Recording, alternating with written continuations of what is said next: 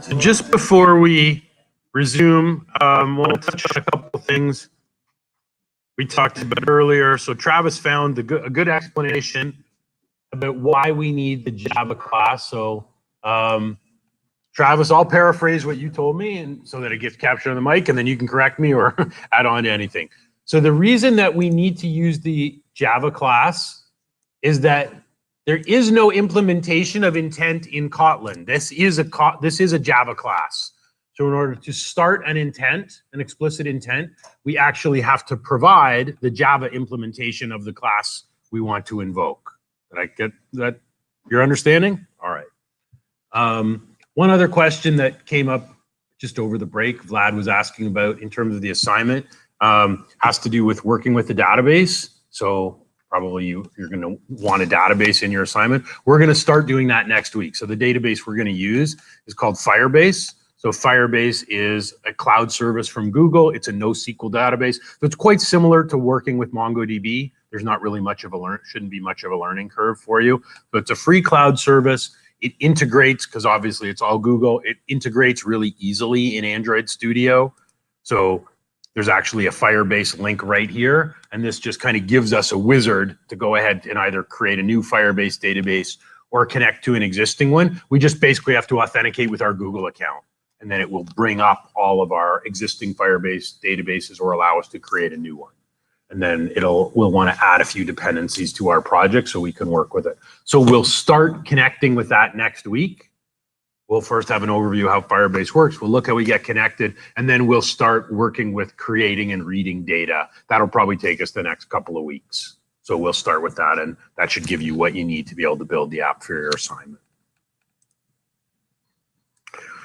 Okay, so we've looked at building a really simple explicit intent that allows us to navigate. What we want to do now is we also want to try out using this extra class that we saw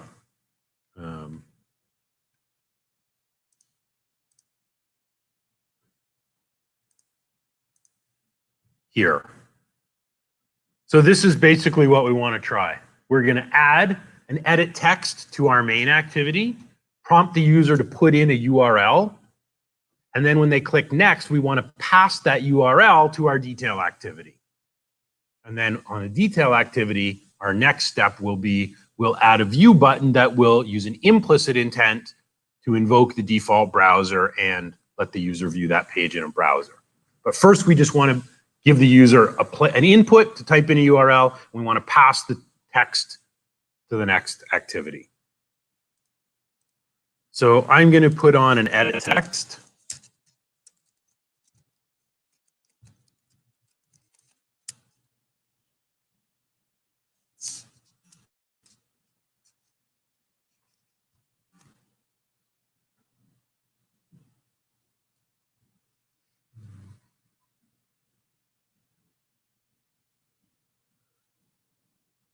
Actually, I'll set the width to match parent. I'll make it the whole width.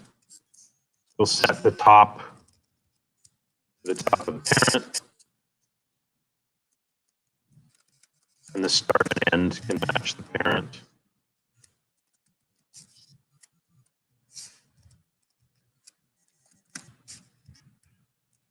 I'll put the bottom above my next button. So my bottom will go to the top of my next button. And I'll give it an Android ID of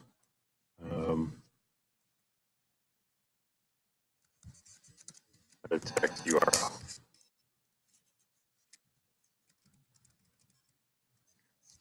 I'll also add a hint.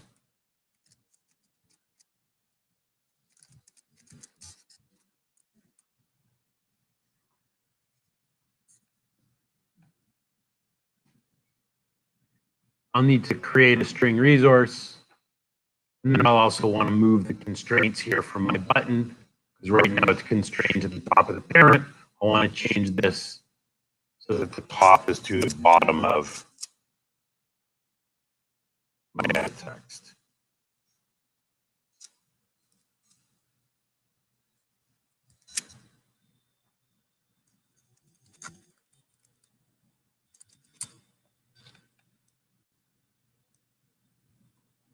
my edit text should be above my next button.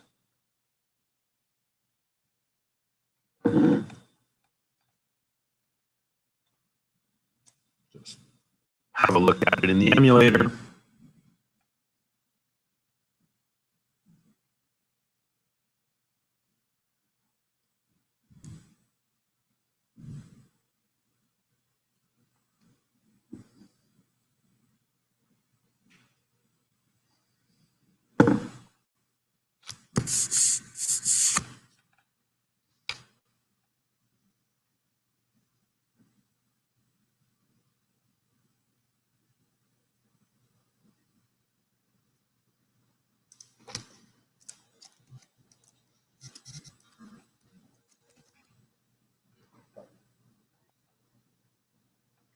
So we're not actually doing anything with this value yet. We're just setting up a view for the user to enter it.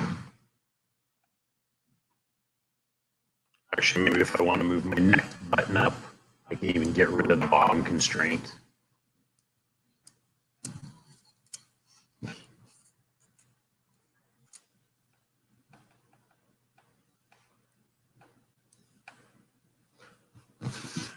So now we want to use that extra class to be able to grab any text in here. Actually, I'm going to come back just to let's just add something again. I'll add another URL.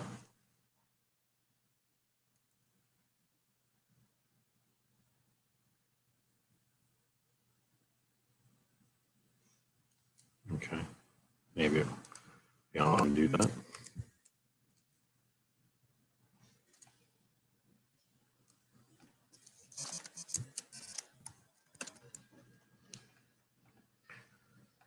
Ali, you had asked earlier if we rotate the device, right? We had talked about it being destroyed. So let's see what happens to our value if we rotate the device.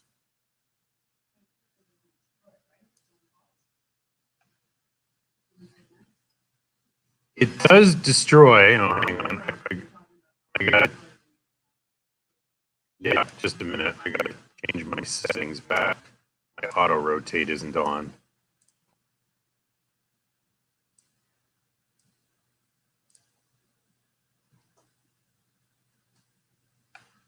So you notice it did actually, if you saw very quickly, it did actually clear out the value and then it renders it back. But in that rotation, you do see it.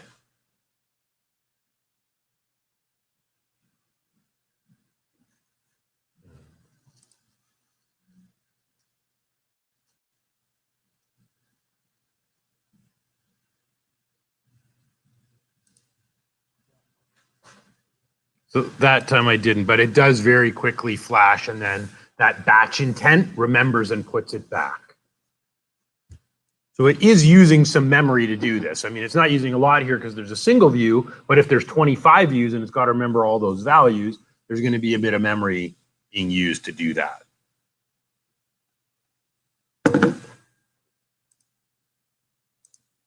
So now before we call our intent,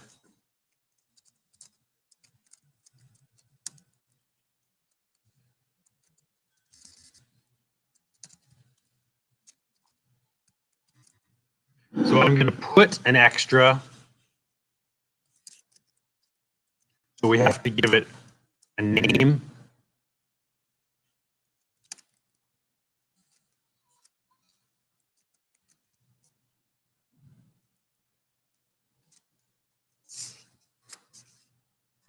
And then we'll just grab the text property of our edit text URL, convert it to a string. So this means our detail activity should now have access to whatever value the user entered in that edit text.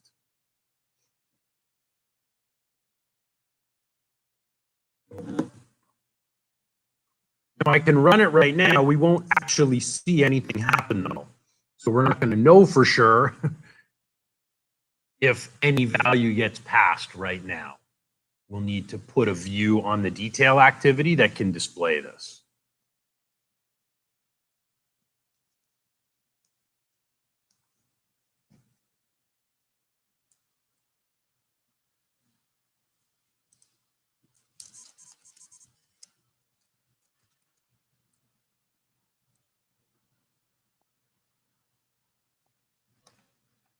So it didn't crash, but we need some kind of display here to try and output that value and see whether it is properly passed from main activity to detail activity.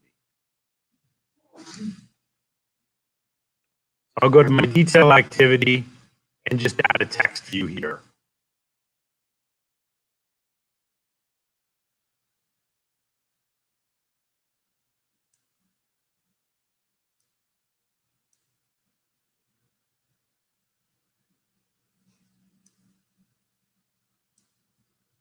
I'll just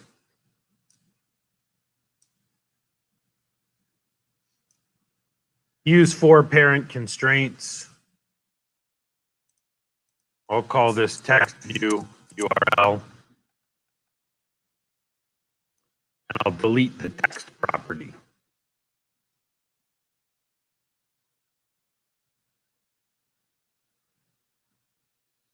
So in XML view, it's just constrained to the parent everywhere, and I've given it an ID.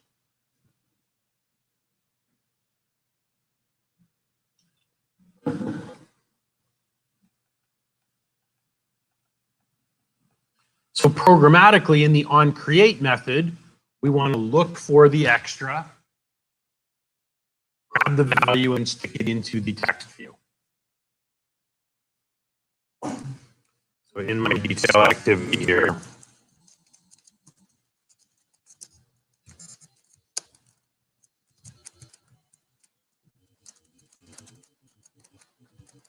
we want to read that value and display it in our text view.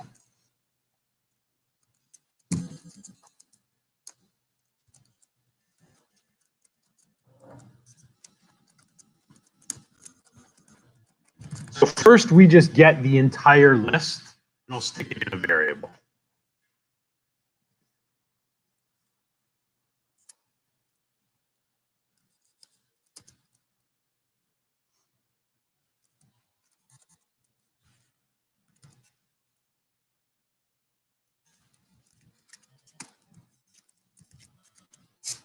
So I use the double exclamation mark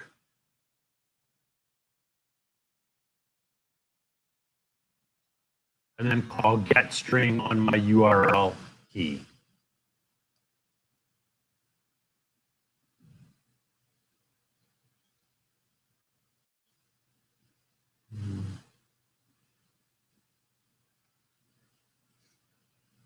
So I'm going to look here for a second in our intents and filters.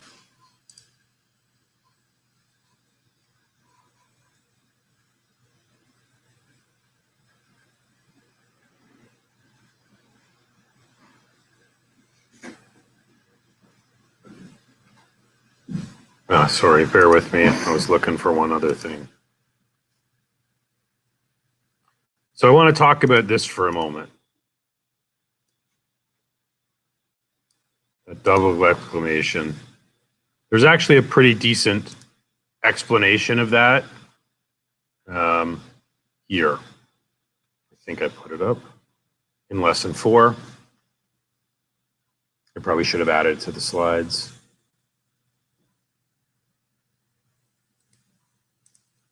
I guess we saw this earlier. So the double colon, which we saw here when we're referencing the class.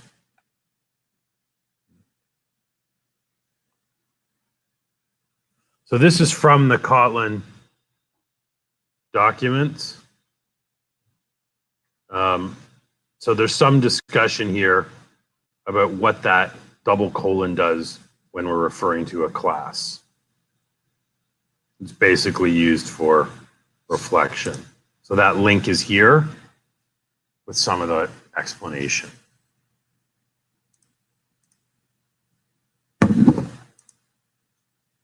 So this should give us our value.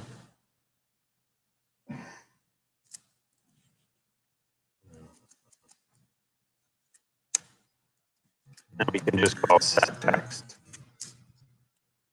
and pass it our local URL variable.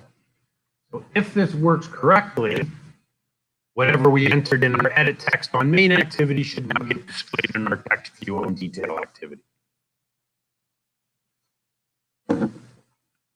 We'll run it and see.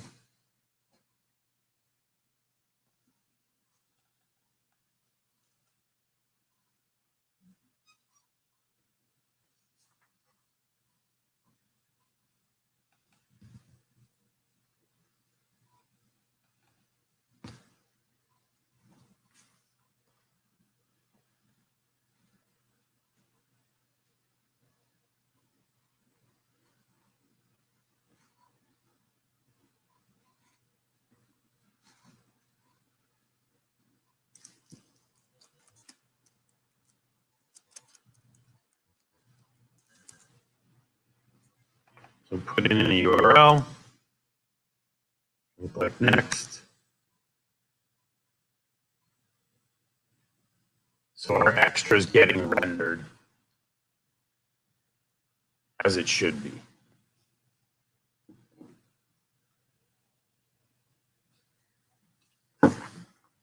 If I click back, is that URL still going to be in the view or is it going to be empty?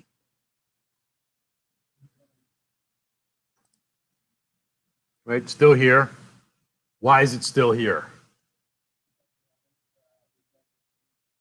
Right, because that activity never stops running. It's only paused. So it's still here and any values that it contained are still there in memory.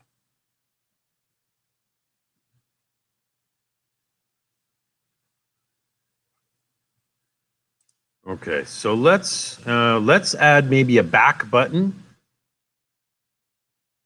Do we want to add a back button? Actually, let's do our implicit intent first. So on our activity detail, let's add a button to actually load this URL with an implicit intent, and our device is going to determine what app should load it. So I'll add on a button.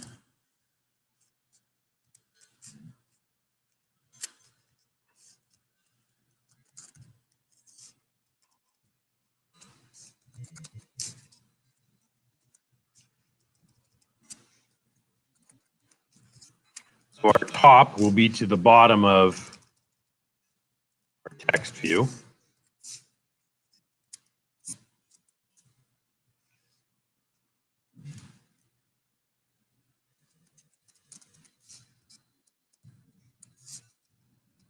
We'll give it an ID of button visit.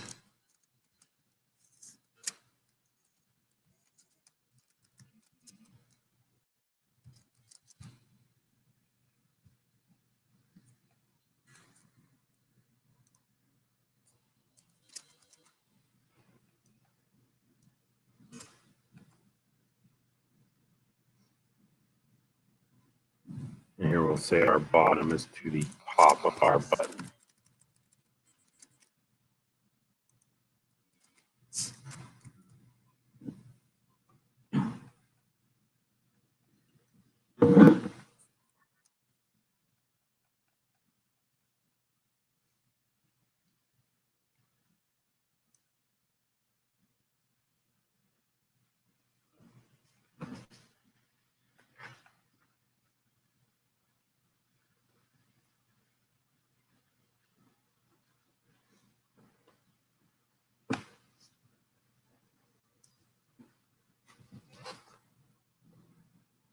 So I'll just have a look at the UI, make sure that it looks okay. And then we'll have to add the code to execute the implicit intent. Right now, clicking visit isn't going to do anything.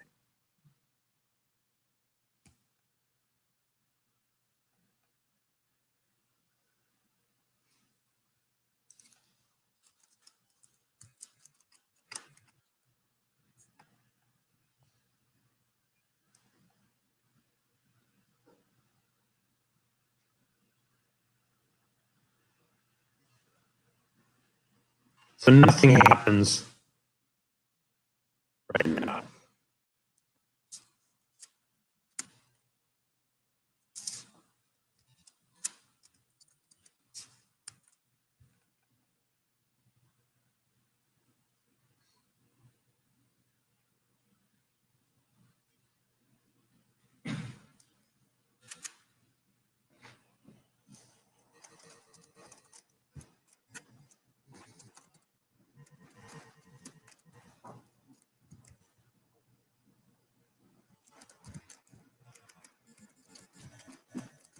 we're going to use an implicit intent. We want to load the URI in the device's default browser. So how would I create this event handler, first of all?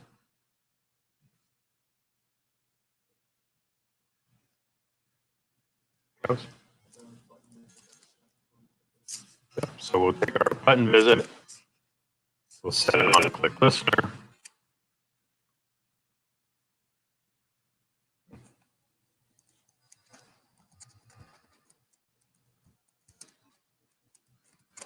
So first we need to get the URI from the text view.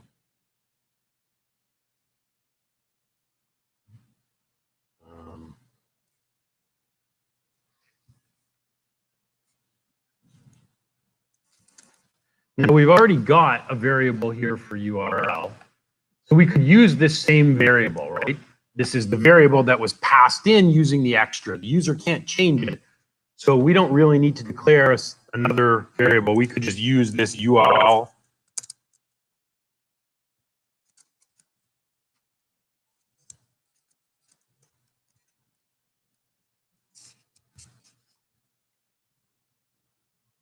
Oops, those should be curly brackets, not round brackets.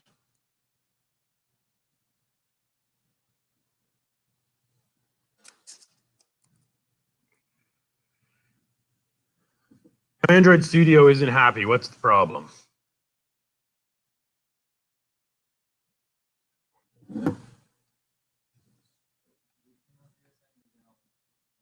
Right. If we declare it as val, you can't reset it. In fact, we don't even really need this line, do we? The user can't change it here. We've already got it up here, the value that's passed in. So we actually probably don't need to do this at all. It's redundant. That value won't change, so we actually don't need it. We can just work with our URL as it's declared up on line 15. So maybe I can get rid of that. So I'll create an intent.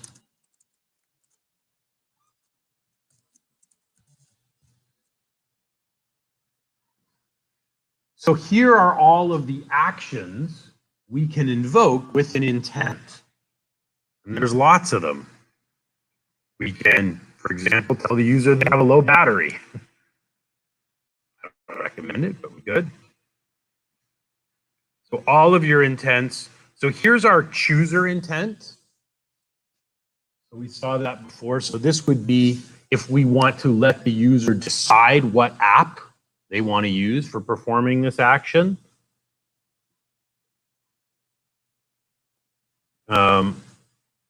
So you can see as I scroll through lots here. So what we want is simply called action view.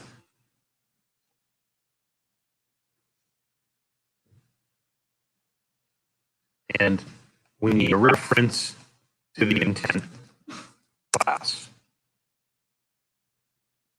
So we had to add that to main activity. We had to add a reference to the intent library in order to use an explicit intent. We need to do the same.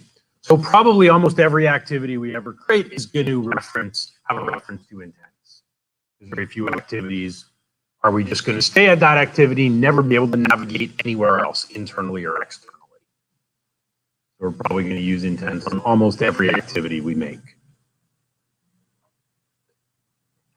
So we're creating the intent.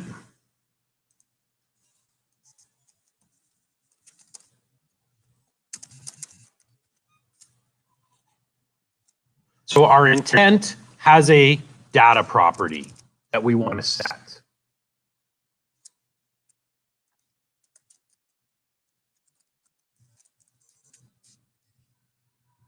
So it expects some kind of uniform resource identifier. And again, we're going to need to make a reference to android.net.uri. So take our URL, parse it in the form of a URI. Remember what I said earlier? A URL is one kind of URI. but it's not the only kind. What would be some other examples of URIs? Sorry? Okay, yep. What else could be a URI that we're passing to an implicit intent? Ali?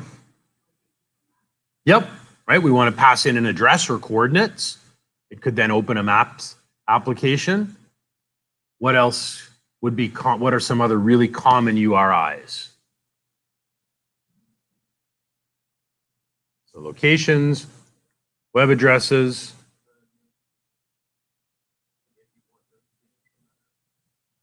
Yeah, that wouldn't quite be a URI. Phone number is a URI, right? If we're going to invoke a phone dialer, I think there's a call, right? So if we're going to invoke the call method, the call intent, the URI is going to be a phone number.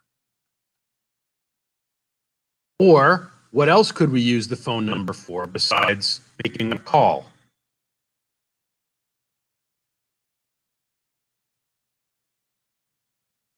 What would we be doing with the phone number besides calling? We have two options.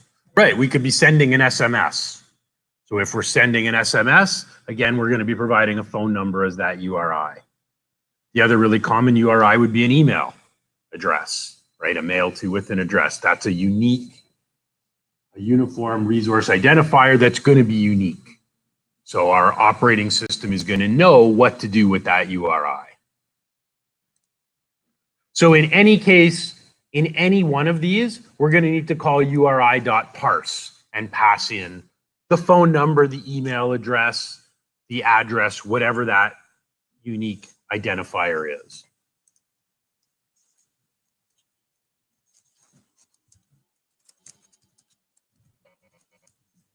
So again, we just call start activity. And we pass in our intent.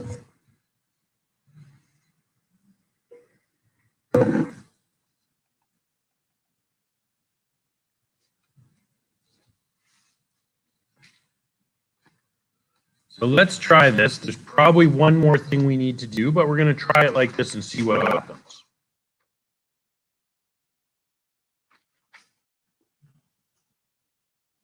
There may or may not be.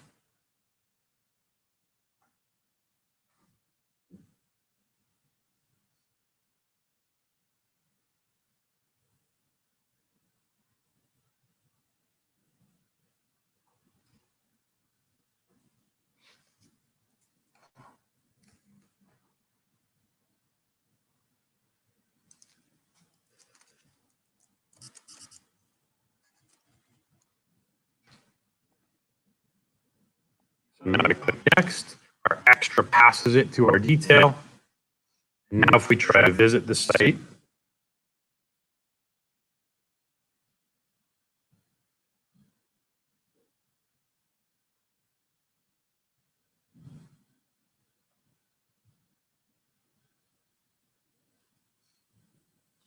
so we've never said what app or what to do. The operating system figures this out. That's why we mean by it's implicit. It's not explicit. We're not directly telling the operating system what app to use to do this. We're let the operating system figure it out. And it's figured out based on the type of URI we're providing and what action we say we want to call. So now it's loaded our.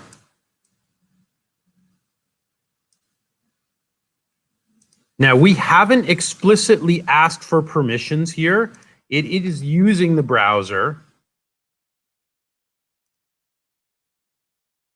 We may want to ask for permission, for our app to have permission to use the browser.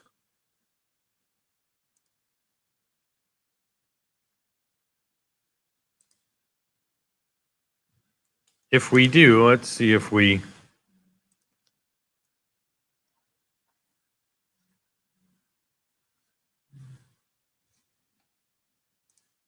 I've forgotten my syntax, so we'll just check it quickly. It's the internet permission, but I'm just thinking about my syntax, so I'm just going to need to do a quick reference check. Now we can programmatically check for permissions and ask. I wasn't actually entirely sure whether it would.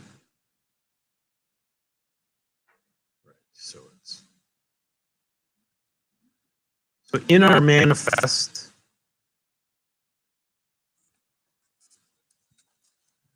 we have a uses permission node. So what we want is the internet. So you can see the different permissions. So things like using the Wi-Fi. Can we use the camera? We'll do that later on. Can the app install a shortcut?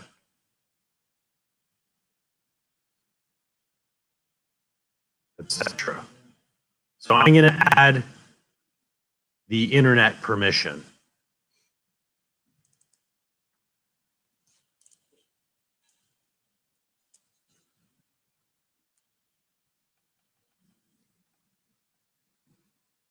I'm going to run it again. I'm not sure whether it will ask when I run it next time for permission. May or it may not. Maybe that apps by default now have internet permission, so we don't need to ask for it. Yeah, it hasn't asked me, although we do have the ability to do it programmatically.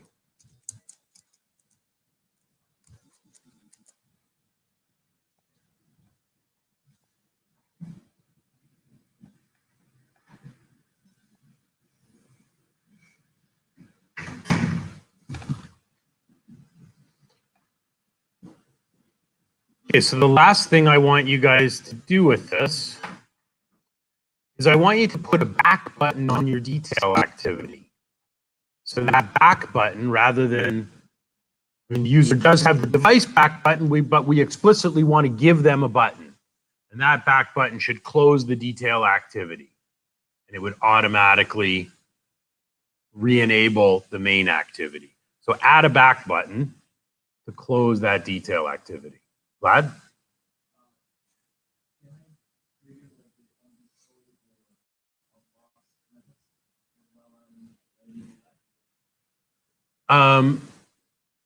You can, but you just, with one line of code on the back button, it will basically destroy your detail activity.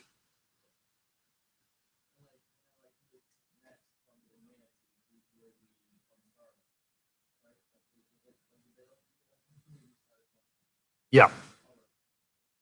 So add a back button and see if you can close the detail activity. You do not have to explicitly reopen main activity. That's going to happen automatically if you just close detail. Remember, the back stack, the main activity is still going to be there. So we basically just need to get rid of the detail activity. It'll take a couple minutes. You should be able to do that relatively quickly.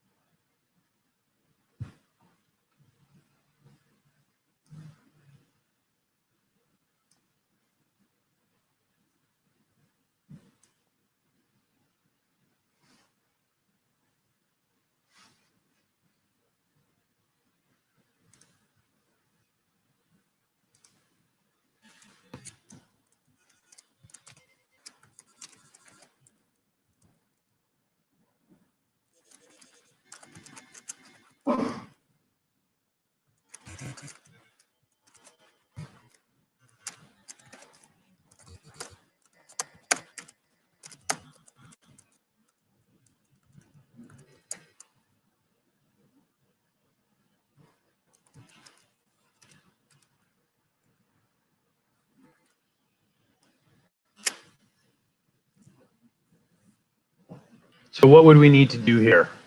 We need to add event handler. I just put it back button on. What would we do?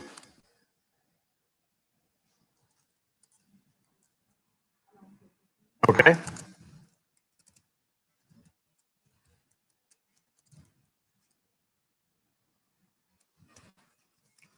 Okay.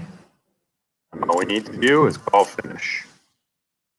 That closes this activity, releases it from memory, destroys any data in the intent, so any variables, any view state, we just call finish.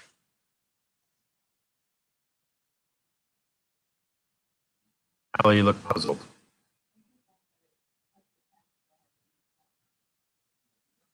It kept the text you had written before where? Okay. Let's run it and see. Let's think about it. So our app loads. So now there's one activity in the stack.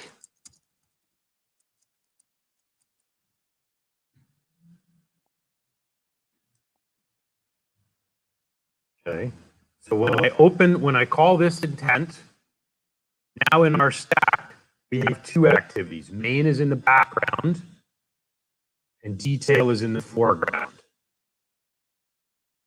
So now when I call finish, how come the text is here? Should it be here? Yeah. Why should it be here?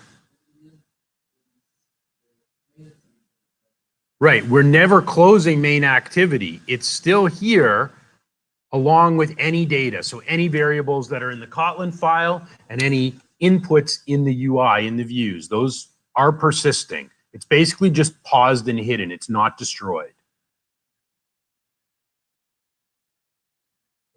So finish does release it. If I click next again, it's not just calling on start of detail. It actually has to call on create because it's been destroyed and it has to be created all over again.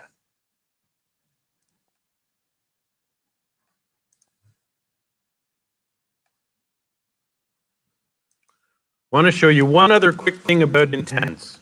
What will happen if I do this? So I put in a domain name and I pass this along. What do you suppose will happen if we try to visit it?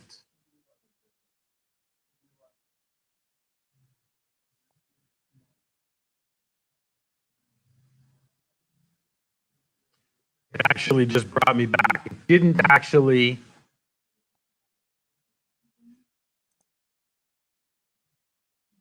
So it actually is crashing. if I open up my logcat here and change this to error, I probably have to stop my app. Close. Stop. Okay. My channel is irrevocably broken. So let's see sometime in here. Okay. So here's what happens. When I call that, it says there is no activity found to handle the intent. So without the HTTP protocol, it's just not clear what I'm trying to do.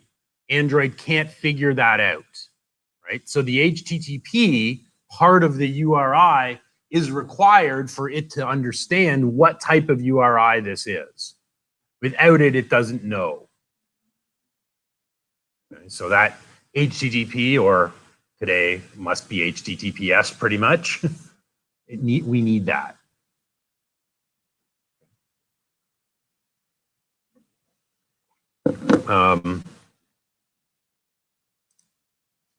I don't know what would happen. Let's try it. I'll just try it with an email address. It will probably fail because our action view is probably not the right action to call. I'll just try it, but I don't think it will work if I put in an email address or even mail to. Let's try that.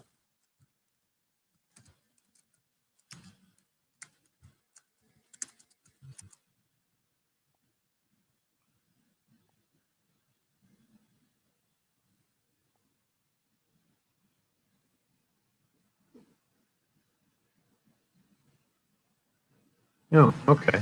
So when I put in the mail to part of the URI, it tries to load Gmail. I'm going to try it without the mail to. Go back.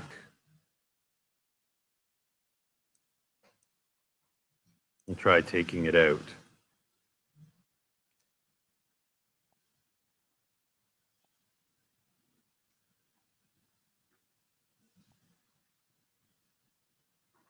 Again, it crashes right, without that. Protocol just, it goes back, it can't run the intent, and it should die here.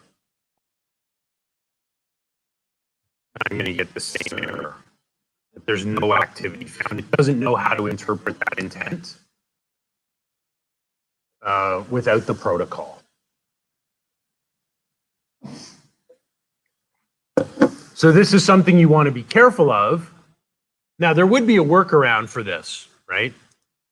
What could we potentially do here in our code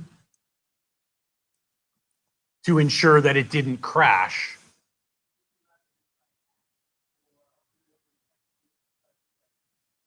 Right. So, sorry? Yeah, so we could check that the first 7 characters, or so the first 4 characters, are HTTP. And if not, we could append on HTTP:// onto that URL value. That would prevent it from that would prevent it from crashing if we know it's supposed to be a web address. Okay? But that's something to keep in mind if we're going to call this type of implicit intent, where we're using HTTP or SMTP. We're going to have to make sure that protocol is defined as part of the URI. Otherwise, the operating system doesn't know what to do with it. And we probably can't ask users to put in HTTP, so we'll probably want to check for it and put it in there ourselves if it isn't there. HTTP or HTTPS. Or else we need to prompt them for that and validate.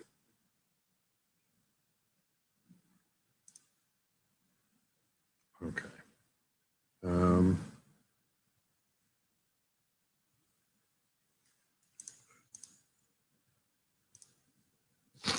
Okay. Does anybody have any questions? I know it isn't a lot of code, but Ron?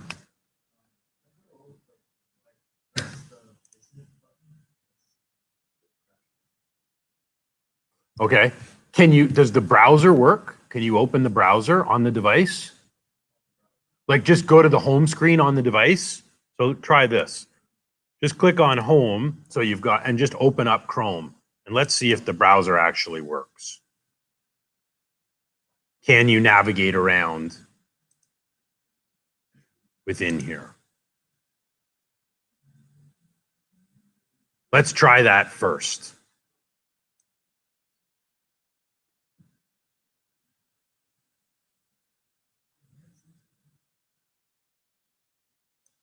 Okay, so if it's crashing, down here in Android Studio, if you click Logcat, it defaults to verbose, which shows you everything, every warning, every action. Change it to error. And we may get some clue through here. It logs a million things, so you probably have to scroll a bit to try to find it. But let's look in here first. We may get an error message. You can even do a find in the search here. If you search for the word intent, this should limit it to any error messages that contain the word intent. So this is a sometimes useful debugging tool, but it's so overwhelming, it logs so much, it can be sometimes a little difficult to sort through everything that's happening. And many of these errors are like internal Android or OS errors that don't actually affect our app or crash it. So you have to try to separate out the nonsense from the relevant stuff. So look in here, and I can always come and look at it with you, Ron. What does it say?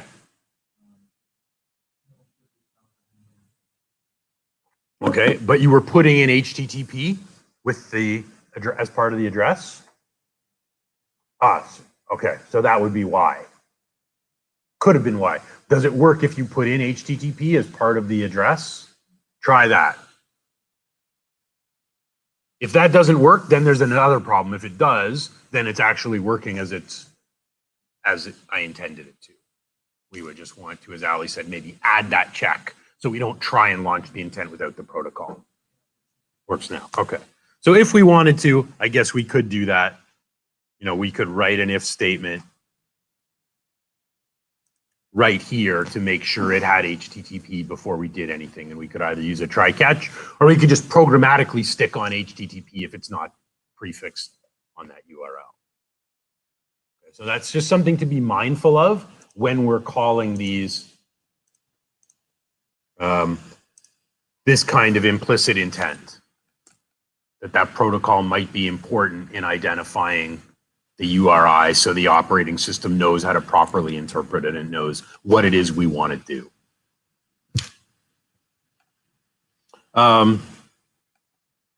Okay.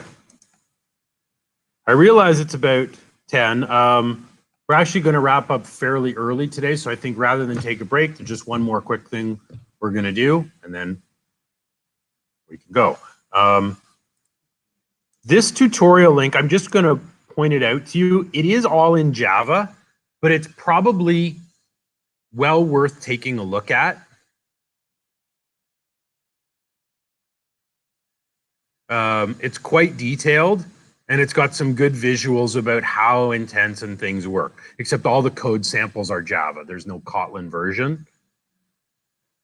But this is here for you as a reference, because in your assignment, you may want to try invoking other kinds of intents, and there's some good samples here. Sorry, I lied. We're going to do two other quick things. We're going to add one more activity. Let's create a new activity, but this time, let's pick a basic activity.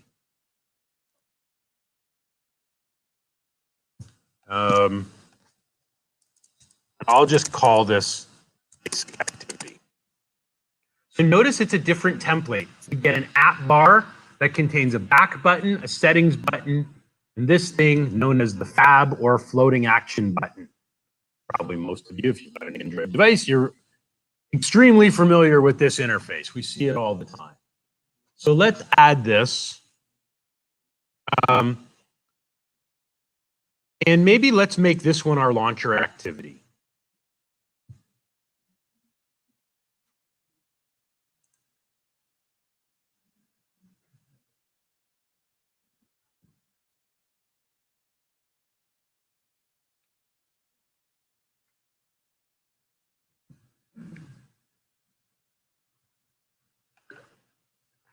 So we get an empty activity.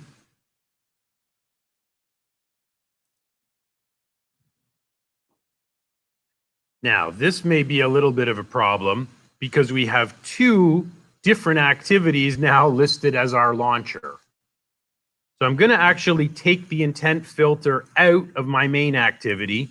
We actually want our basic activity.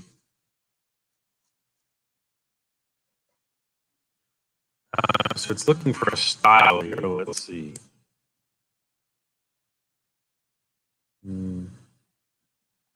Just using a theme. So notice our files are a little different here. We had two files. We had a detail layout and an activity main layout. It actually created two new XML documents. We've got an activity basic, which includes, so this is like a template file. It's got an app bar with a toolbar, and our floating action button is here. So this is actually split into two components. This is like the main or the layout file. And then we've got a content basic. This is the content that sits inside of it. So our content basic is included. So rather than it being a single layout file, it's split into two. So we've got the layout with the header and the bar, and then our individual content in the middle. In terms of our classes, we still have just a single class. So there's code here. We can actually run this, and there's already a default click handler. So when you click that action button, it's going to make a message. The snack bar class, this is similar to the toast class, a little different. Right now, it's going to say, replace this with your own action. Let's just run this and see what it gives us.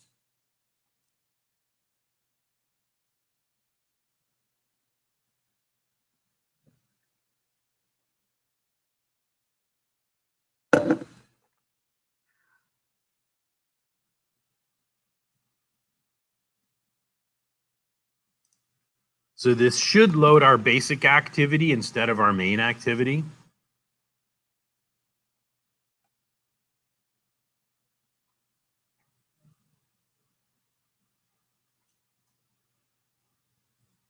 There are a whole bunch of other activity templates already built into Android Studio if you look. Right? We have master detail, which you may want to use in your assignment. There's a login activity. There's a settings activity. So you're free to use any of these templates as you see fit, depending on what app you've decided you're going to build. So you may want to look at these templates because part of what you have to do for next week is mock up the activities. So you may find some of those templates useful. And that's fine if you want to go ahead and make use of them. By all means, do that. So here's what we get. Here's our basic activity, and here's our floating action button when I click it. So there's our snack bar. The difference between the snack bar and the toast, the snack bar actually pops up here. So that's being called on the click event. And we can customize all this. The button doesn't have to be here. We can change the color. We can change the icon. We can change the location. And obviously, we can change the click event. If we maybe wanted an intent to then load the main activity, we could do that.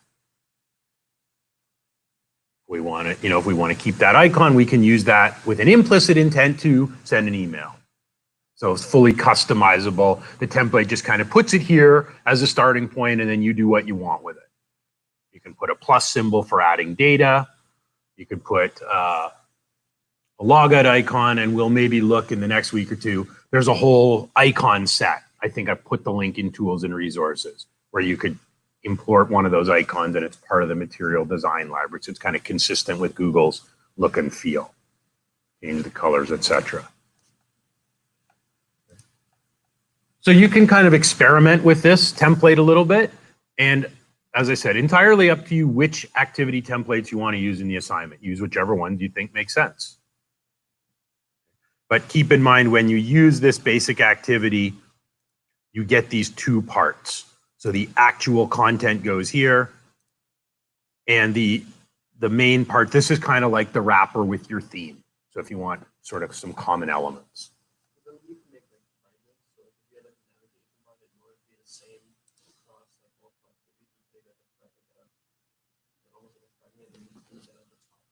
Yep, so you even have the option to add a fragment, or you could use the basic activity, yes, as a template in order to have that.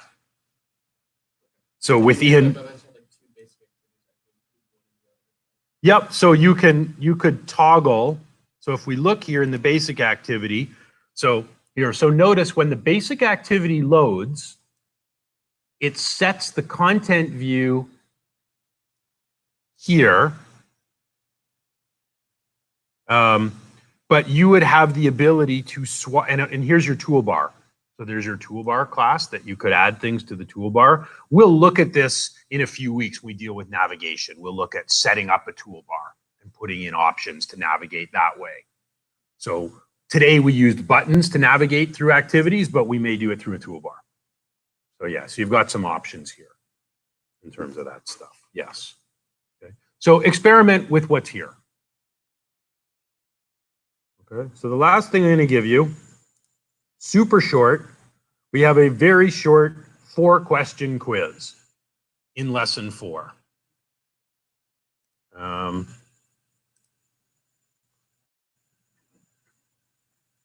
think there may be a password on it. Just let me check. If there is, I'll write the password on the board. So overall, your labs and quizzes are 10% of your marks. So this is just part, this would be like 1% or something. It's 4 questions, maybe 2% at the most. So here's your password.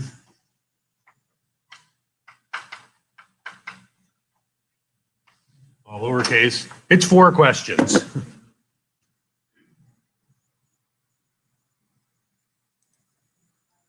And it's just based on what we've talked about today. Password is raining, which is what I expected it to be doing. I'm glad it's not. So lesson 4, it's this intense understanding, just 4 review questions about what we've talked about today.